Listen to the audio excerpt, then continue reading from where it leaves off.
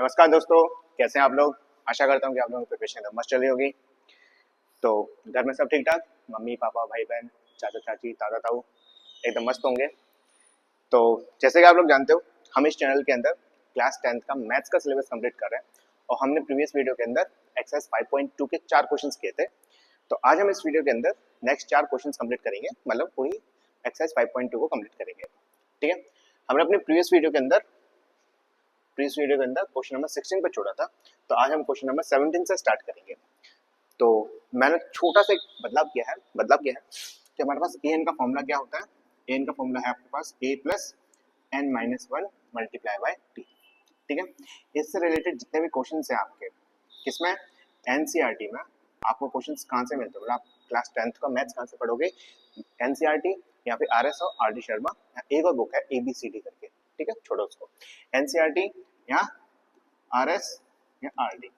तो अभी तक हमने जी वाले फॉर्मूले से एनसीईआरटी के जितने भी क्वेश्चन थे वो हमने कंप्लीट कर लिए। अब हम इसी रिलेटेड, मतलब इसी फॉर्मूले से रिलेटेड जो आर एस और आर डी के अंदर जो क्वेश्चन होंगे उसको कंप्लीट करेंगे। पहले मैंने सोचा था कि पूरी एनसीईआरटी कंप्लीट करवाऊं, फिर उसके बाद आर एस और आर डी करवाऊं, लेकिन अब नहीं, पहले इसी फॉर्मूले से रिलेटेड जितने आर एस और आर डी के अंदर क्वेश्चन है वो कंप्लीट करवाएंगे। तो आज हम इस वीडियो के अंदर एक्सरसाइज 5.2 के कुछ क्वेश्चंस करेंगे जो कि 17 से स्टार्ट होगा, 17 से लेके 20 तक। तो ठीक है, बिना किसी टाइम वेस्ट करते हुए क्वेश्चंस करते हैं। तो क्वेश्चन नंबर 17 स्टार्ट कर रहे हैं आज। क्वेश्चन पढ़िए, find the 20th term from the last term of EP 3813। Last term कौन सा है, 253। अगर आपने मेरी प्रीवियस वीडियो देखी होंगी तो उसमें मैंने आपको एग्जांपल्स में आपको काफी अच्छे से बता रखा है। एग्जांपल्स में ऐसे ही हमने क्वेश्चंस कर चुके हैं, तो हो सकता है ये आ जाए, आगे ही आया, अगर आपके एग्जाम्स में आया तो ये कम से कम 2 मार्क्स का होगा। कितने मार्क्स का है ये, 2 मार्क्स का आएगा। ठीक है, जरूरी नहीं है आपसे 20 टर्म बोले, आपसे हो सकता है कि 10th टर्म पूछ लिया जाए। ठीक है, और ये एपी चेंज कर दिया जाए। ठीक है सर, तो क्वेश्चन इंपॉर्टेंट है, 2 मार्क्स के लिए आने के लिए संभावना है। पढ़ो, फाइंड द 20 टर्म। 20 टर्म बोले तो A20 हमें फाइंड आउट करना है, कहाँ से, from the last term of AP। फिर से मैं बता रहा हूँ एग्जाम्पल्स में, तो मैंने आपको क्या बताया था कि जब भी आपको AP दिया जाए और आपसे पूछा जाए कि 20 टर्म ढूंढना है, 10 टर्म ढूंढना है, कौन सा भी टर्म ढूंढना है, nth टर्म ढूंढना है, फ्रॉम द लास्ट टर्म, कहाँ से, लास्ट टर्म। तो आप जो AP है, तो आप AP को क्या करोगे, रिवर्स कर दोगे। रिवर्स का मतलब जो आपका लास्ट टर्म है वो फर्स्ट टर्म बन जाएगा और जो फर्स्ट टर्म है वो आपका लास्ट टर्म बन जाएगा। तो मेरे पास ओरिजिनल AP क्या है, ओरिजिनल AP है ये, ओरिजिनल AP है ये। तो ये 3 है वो क्या आपका फर्स्ट टर्म है, मतलब AN से डिनोट करेंगे, और लास्ट टर्म क्या है 253, लास्ट टर्म बोल लो, या फिर इसको AN से डिनोट कर लो। ठीक है, अब मैं क्या कर रहा हूँ, अब मैं AP को रिवर्स कर रहा हूँ। क्या कर रहा हूँ, रिवर्स कर रहा हूँ इसको, AP को। चलो भाई रिवर्स करो। रिवर्स का मतलब समझ में आ रहा है ना आपको, रिवर्स का मतलब है जो फर्स्ट टर्म है वो लास्ट टर्म बन जाएगा और जो लास्ट टर्म है वो फर्स्ट टर्म बन जाएगा। स्टार्ट करते हैं रिवर्स। 253, देखो ओरिजिनल एपी में 253 लास्ट टर्म है, लेकिन जब रिवर्स कर रहे हैं एपी को तो 253 बिकम द फर्स्ट टर्म। ठीक है, फिर dot dot dot dot dot, फिर क्या है आपका 13, 8 एंड 3। अब आपको समझ में आया। अब मैं आपसे ये पूछूं, ये ओरिजिनल था, ये रिवर्स है, अब इस वाले एपी में, मतलब रिवर्स वाले एपी में अब बता दो फर्स्ट टर्म क्या है। तो आप बोलोगे सिंपल सा भैया, ए की वैल्यू आ गई आपके पास 253, ए की वैल्यू 253, और लास्ट टर्म बोले तो ये वाला, इसको हम डिनोट करते हैं एल से भी डिनोट करते हैं और ए एन से भी डिनोट करते हैं। वो हमें नहीं पता ना कौन सा टर्म है, तो ए एन से डिनोट करेंगे और कितना आ गया आपके पास 3 आ गया। ठीक है, अब बताओ difference, common difference. Common difference कैसे निकालते हैं, कॉमन डिफरेंस निकालते हैं किसी भी 2 वैल्यूज को माइनस करके। कौन से माइनस होंगे, ये वाला टर्म है 8 में से माइनस कर दो 13 अर्थात माइनस का 5, तो डी कितना निकल गया, डी निकल गया आपके पास माइनस का 5। ठीक है सर, इतना आया, अभी तक कोई समझ में नहीं आया तो आप बता दो। आपको फाइंड आउट क्या करना है, ये भी लिख देता हूं मैं, आपको फाइंड आउट करना है A20 की वैल्यू, किसकी, A20 की वैल्यू को ढूंढनी है। अगर मैं क्वेश्चन को थोड़ा सा चेंज कर लूं, इसके जगह पे हटा दो और लिख दो फाइंड द n, ठीक है, कि मतलब इस एपी के अंदर टोटल नंबर कितने हैं, है ना, इस सीक्वेंस के अंदर टोटल नंबर कितने हैं, टोटल टर्म कितने हैं, तो आपको ये बताने पड़ेंगे, ठीक है। ऐसा भी आ सकता है, मैं ये नहीं कह रहा, ऐसा भी क्वेश्चन डिजाइन किया जा सकता है इससे, मतलब क्या बोला जाएगा, find the nth term from the last term now of this AP, ऐसे करके छोड़ो। A20 वैल्यू ढूंढनी है, ठीक है। an का फॉर्मूला बताओ, an का फॉर्मूला क्या होता है, a plus n minus 1 multiply bye d, ये फॉर्मूला होता है। इस फॉर्मूले के अकॉर्डिंग हम वैल्यूज को पुट करेंगे। तो चलो भाई वैल्यूज को पुट करते हैं, अब तो बहुत इजी हो गया है ना। an की वैल्यू, अब बोलो an की वैल्यू है आपके पास 3, तो an की वैल्यू 3 इक्वल्स टू a की वैल्यू देखे 253, यहाँ पर आ गया आपके पास 253 प्लस n हमारे पास नहीं है,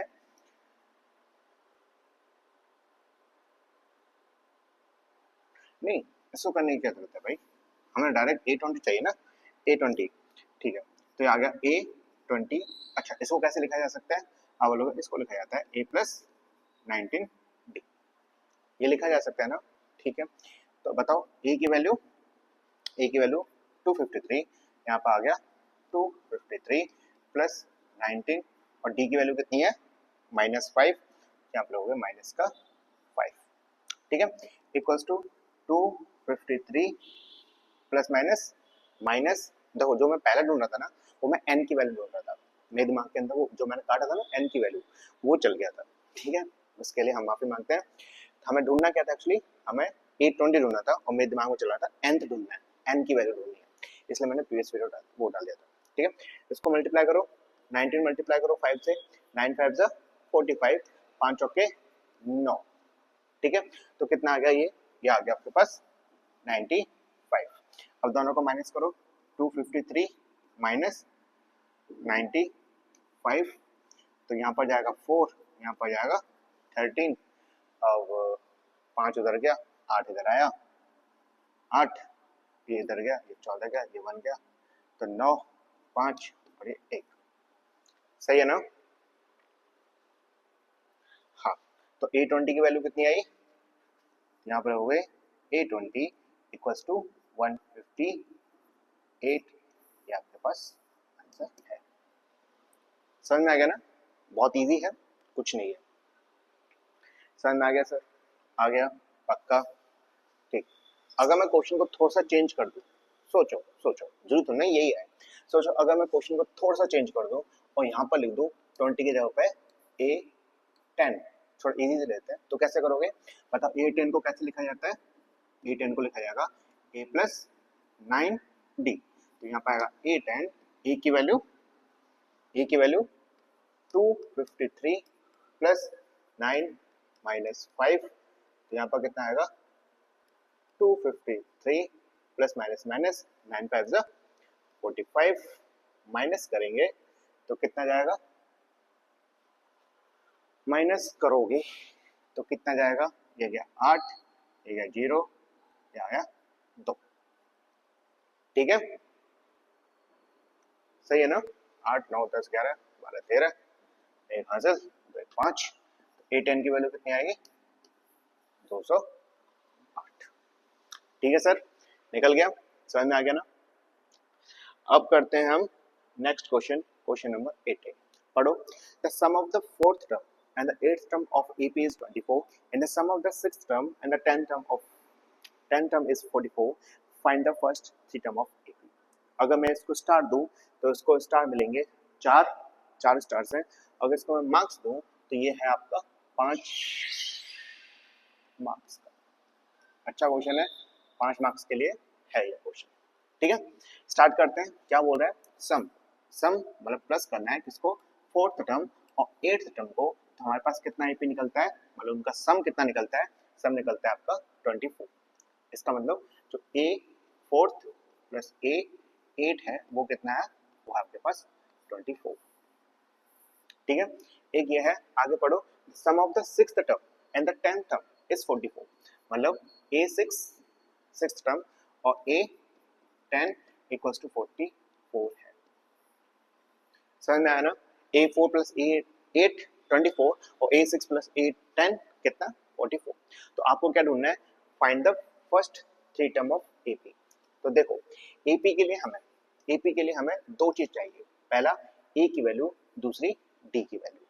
A और D की वैल्यू चाहिए। अगर आपने ये पता लगा लिया तो आप ये इजिली AP को लिख सकते हैं। तो हमारे पास दो इक्वेशंस हैं, इन दो इक्वेशंस को सॉल्व करेंगे। सॉल्व करने से पहले मैं एक चीज बताना चाहता हूँ, A4 को कैसे लिख सकते हैं। ये देखो n की वैल्यू क्या है इसमें, A4 में n की वैल्यू क्या है, आप बोलोगे 4 है, n की वैल्यू 4, तो कैसे लिखोगे A प्लस n की वैल्यू 4 माइनस 1 D, अर्थात A प्लस 3D। समझ में आ गया ना। तो आगे से मैं जब भी लिखूंगा A4 तो डायरेक्ट लिखूंगा A प्लस 3D। A4 की वैल्यू बोलो A8 की वैल्यू A8, तो कैसे लूंगा A प्लस 8, 8 में से एक माइनस किया तो कितना गया 7, तो लिखूंगा 7D। ठीक है। A6 की वैल्यू तो बोलो A प्लस 6 में से एक गया तो 5, तो आएगा 5D। अब A10 इसको कैसे लिखूंगा A प्लस 10 में से एक गया तो बचेगा 9, तो 9D। समझ में आ गया ना। अब इसको मैं डायरेक्ट लिखने वाला हूं। अब देखो मैं यहाँ पर कर रहा हूँ A4, मैं यहाँ पर लिख देता हूँ A4 plus A8 equals to 24। इस इक्वेशन को हम सॉल्व कर रहे हैं। अब हम वैल्यूज पुट करेंगे किसकी, A4 की। A4 को हम कैसे ले सकते हैं, A प्लस 3D, ये प्लस यहाँ प्लस आ गया। A8 को कैसे ले सकते हैं, A plus 7D equals to 24। आगे सबको प्लस करो, A प्लस A कितना होता है, प्लस प्लस प्लस मतलब 2A। अब 3 प्लस 7, 7 प्लस प्लस प्लस 7 और 3 10, मतलब प्लस का 10D इक्वल्स टू 24। अब देखो क्या ये 2 से, चलो ठीक है, क्या ये 2 से डिवाइड हो सकता है, नहीं हो रहा, तो मतलब 2 से कॉमन जा रहा है, ये आपको समझ में नहीं आएगा। मैं चाहता हूँ 2 से डिवाइड कर देता, यहाँ से 2 से डिवाइड कर देता और यहाँ से 2 से डिवाइड कर देता और निकाल देता, लेकिन मुझे नहीं लगता कि आपको ये समझ में आएगा। इससे अच्छा यह कि मैं और दूसरा बताता हूँ। इसको कॉमन लो, ये अगर 2 कॉमन आ गया, A प्लस ये आ गया 5D इक्वल्स टू 24। 2 1 जा 2, 12 2 जा 24। इसका मतलब A plus 5D equals to, समझ में आएगा ना, A plus 5D equals to 12। अब हम करते हैं सेकेंड इक्वेशन। सेकेंड इक्वेशन क्या है भाई साहब, फर्स्ट इक्वेशन से क्या निकल के आया, A plus 5D equals to 12। Second equation क्या है, A6 plus A10 equals to 44। तो यहाँ पर मैं लिख देता हूँ पहले A6 plus A10 equals to 44। अब बताओ A6 को कैसे लिखा जा सकता है, आप बोलोगे A6 को लिखा जाएगा, A6 को कैसे लिखा जाएगा, A प्लस 5D प्लस का प्लस आ गया, A10 को कैसे लिखा जाएगा, A plus 9D equals to 44। Plus plus plus A को प्लस करने तो कितना आएगा, ये आपके पास आएगा 2A प्लस 9 और 5 होता है 14, तो आएगा 14D इक्वल्स टू 44। अब देखो क्या ये 2 से डिवाइड हो सकता है, आप बोलोगे यस। ये तीनों टर्म, कौन से टर्म, 2 14 और 44, 2 14 और 44 2 से डिवाइड हो सकते हैं। इसका मतलब हमें डिवाइड करना है। यहाँ से 2 को कॉमन लो, ये 2 को कॉमन लिया, इन दोनों से 2 को कॉमन लिया, आएगा क्या, A plus 7D equals to 44। और ये 2 से 44 डिवाइड हो रहा है कितने से, 22 से, तो हमारे पास दूसरी इक्वेशन आ गई A plus 7D equals to 20। ये हमारे पास क्या होगी, सेकंड इक्वेशन आ गई। First equation A plus 5D, इसको मैं कर देता हूँ इरेज। पहली इक्वेशन यहाँ पर लिख दो, A plus 5D equals to 12। दूसरी equation A plus 7D equals to 22। क्या यहाँ तक समझ में आया, ठीक है ना। हमने इससे एक इक्वेशन निकली, इससे दूसरी इक्वेशन निकली, और हम इन दोनों इक्वेशन को सॉल्व करेंगे। याद करो chapter number second, linear equation two variables. अब यहाँ पर A की वैल्यू वेरिएबल है, D की वैल्यू वेरिएबल्स है। तो मैंने आपको दो मेथड बताए थे आपको सॉल्व करने के लिए, एक आप सब्स्टिट्यूशन मेथड यूज कर सकते हो, और एक एलिमिनेशन मेथड यूज कर सकते हो। मेरे हिसाब से हम यूज करेंगे एलिमिनेशन मेथड। ठीक है, मजा आ जाएगा। तो एक बार लिख दो भाई, यूजिंग एलिमिनेशन मेथड। ठीक है भाई साहब, हम यहाँ पर क्या कर रहे हैं, हम यहाँ पर एलिमिनेशन मेथड का इस्तेमाल कर रहे हैं और बच्चा ए और डी की वैल्यू निकालेंगे। तो यहाँ पर क्या आ गया, a plus 5d equals to 12, यहाँ पर a plus 7d equals to 22। जैसे कि आप जानते हो एलिमिनेशन मेथड में वेरिएबल के नीचे वेरिएबल, कांस्टेंट के नीचे कांस्टेंट लिखा जाता है। तो जो सेकंड जो इक्वेशन होती है उसके साइन चेंज करते हैं, ये प्लस है तो ये माइनस, प्लस है तो माइनस, प्लस है तो माइनस, प्लस माइनस माइनस, इसे ए घटा प्लस माइनस माइनस, 7 में से 5 जाएंगे तो बचता है 2d, किसका, माइनस का 2d। ठीक है, प्लस माइनस माइनस, 22 में से 12 जाएंगे तो बचता है आपके पास 10, किसका, माइनस का 10। ठीक है सर, तो माइनस से माइनस कटा, डी की वैल्यू कितनी आएगी, डी की वैल्यू आएगी आपके पास 5, 2 से भी कटेगा ना, 2 1 2, 5 2 के 10, डी की वैल्यू कितनी आई, डी की वैल्यू आएगी आपके पास 5, डी की वैल्यू 5 आई। अब क्या करेंगे बताओ, अब हम ए की वैल्यू फाइंड आउट करेंगे। किसकी वैल्यू फाइंड आउट करेंगे, ए की वैल्यू। अब देखो कौन सा दो इक्वेशन है, एक ये वाला इक्वेशन, एक ये वाला इक्वेशन, कौन सा इक्वेशन आपको सिंपल लगता है। तो मुझे लगता है a plus 5d equals to 12। अब d की वैल्यू को पुट करेंगे इस वाले इक्वेशन के अंदर। ध्यान रखना ये लिखना पड़ेगा आपको, कैसे लिखोगे, put the value of d equals to -5 किसमें, in equation a plus 5d equals to 12। इसके अंदर हम क्या कर रहे हैं, इस इक्वेशन के अंदर, कौन सी इक्वेशन के अंदर, a plus 5d equals to 12 के अंदर d की वैल्यू हम पुट कर रहे हैं। क्या ये बात समझ में आई, बिल्कुल समझ में आई, मजा आ गई। ठीक है सर, वैल्यू पुट करो, ये आ गया a प्लस 5d की value -5 equals to, sorry minus क्या भाई, माइनस लगाया क्या, डी की वैल्यू 5 है यार, क्या कर रहा है बगल में, हो जाता है गलती, कोई दिक्कत नहीं है। ए प्लस 5 डी की वैल्यू 5 इक्वल्स टू 12, तो ए 5 25, ये 12 गया, ए 12 माइनस 25, जब माइनस करोगे तो जाएगा माइनस का 13। ए की वैल्यू कितनी आई, माइनस की 13। समझ में आया, तो आपके पास डी की वैल्यू 5 निकल गई, ए की वैल्यू आपके पास माइनस की 13 निकल गई। तो अब आपको क्या ढूंढना है, आपको एपी बनाना है। तो मैंने क्या बताया था, यहाँ पर बता रहा हूं मैं, यहाँ पर, ठीक है, एपी फर्स्ट टर्म आता है, फर्स्ट टर्म कितना है, फर्स्ट टर्म कितना है, माइनस का 13, क्या आ गया सर, माइनस का 13। अब क्या होना चाहिए, डिफरेंस होना चाहिए। ठीक है, अब डिफरेंस को क्या करेंगे, प्लस करेंगे तो क्या होगा, सेकंड टर्म आएगा, मतलब -15 -13 में प्लस कर दो 5 का, तो प्लस माइनस माइनस, जब माइनस से आएगा तो 3 उधर चलेगी, 2 इधर चलेगी, मतलब -8, तो कितना आएगा, -8। फिर इसके अंदर +5 करेंगे तो माइनस प्लस माइनस कितना जाएगा, -3। इस तरीके से हमारा एपी बन गया। ठीक है ना, समझ में आ गया। डी की वैल्यू 5, ए की वैल्यू 13। अब हम क्या कर रहे हैं, समझ में आ रहा है, ए की वैल्यू 13 है, इस -13 में +5 कर रहे हैं तो कितना आ रहा है, माइनस का 8। फिर इसका सेकंड थर्ड टर्म कैसे निकाला, -8 में प्लस किया, प्लस माइनस माइनस, तो यहाँ पर आएगा -8 में से 5 गए तो बचता है 3। इस तरीके से हमने ये टर्म निकाल दिया, एपी निकल गया। समझ में आ गया ना, अच्छा क्वेश्चन है, मजा है। इसको करते हैं अब इरेज।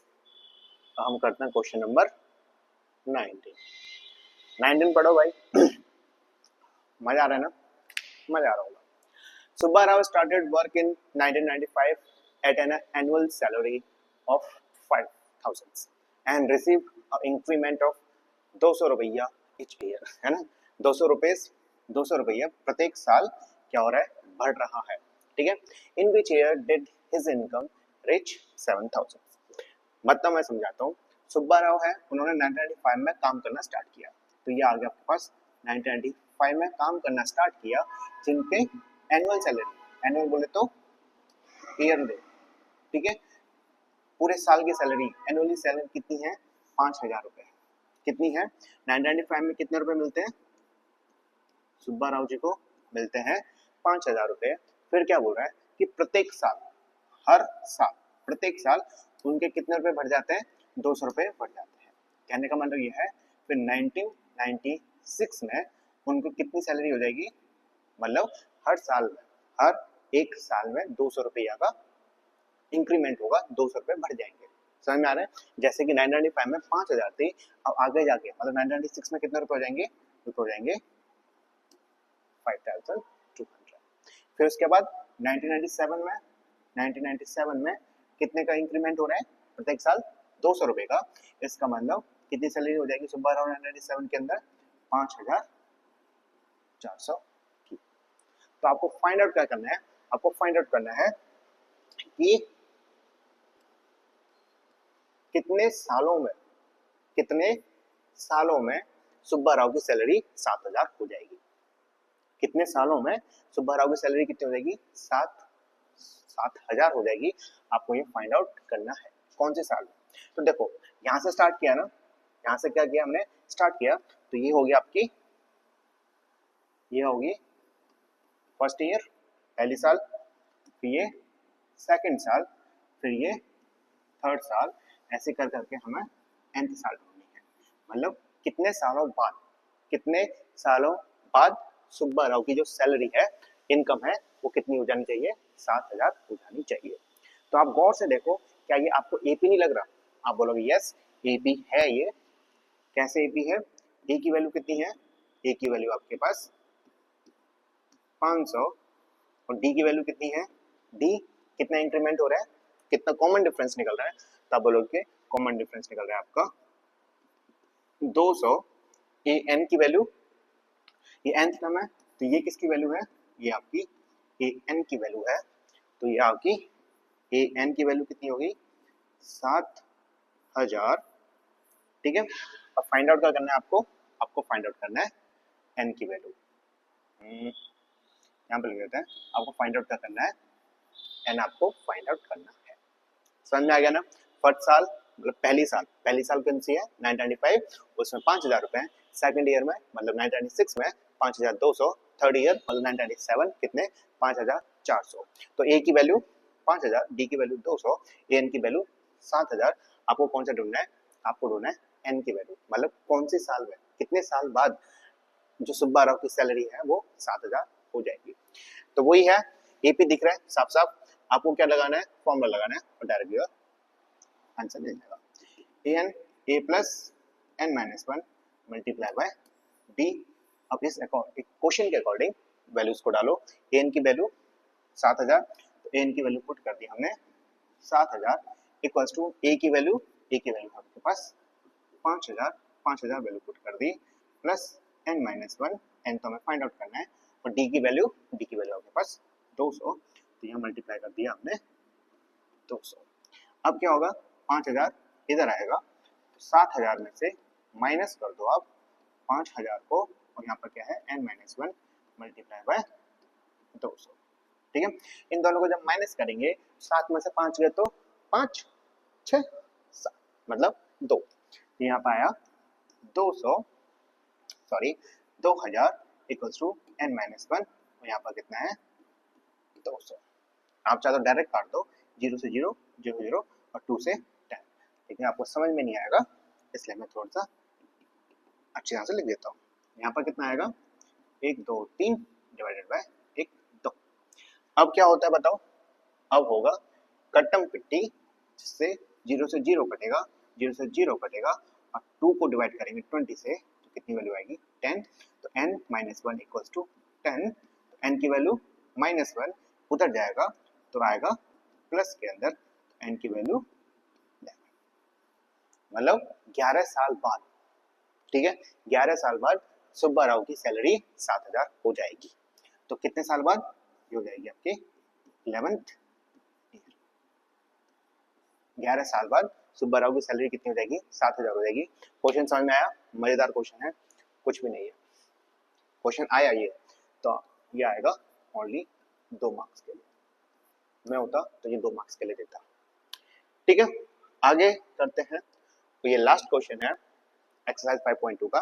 फिर इसके बाद हम लोग क्या करेंगे, हम लोग अपने, मैं आपको क्वेश्चंस बता दूंगा कैसे कैसे हम क्वेश्चंस करेंगे आरएस और आरडी शर्मा के। ठीक है, किससे रिलेटेड? एएन के फॉर्मूले से रिलेटेड। क्वेश्चन मजेदार है। ठीक है, पढ़ो क्वेश्चन नंबर 20, लास्ट क्वेश्चन है। Ramkali saved 5 rupees in the first week of a year and then increased her weekly saving by 1.75. If in the nth week her weekly saving become 20.75, find n. ठीक है, साफ साफ बोल रखा है आपको क्या ढूंढना है, n की वैल्यू ढूंढनी है। पहले समझो, रामकली ने पहली वीक में, फर्स्ट वीक में कितने रुपए सेव किए? आप बोलोगे 5 rupees। फिर सेकंड वीक में बताओ, सेकंड वीक में कितने रुपए जोड़े? उसमें क्या बोल रखा है कि हर एक वीक में कितने रुपए का इंक्रीज हो रहा है? कितने रुपए का इंक्रीज हो रहा है? 1.75 का। इसका मतलब जब हम प्लस करेंगे, ठीक है, तो कितना आएगा? 6.75। समझ में आ रहा है ना क्या कहना चाह रहा हूं मैं? थर्ड वीक में कितना होगा?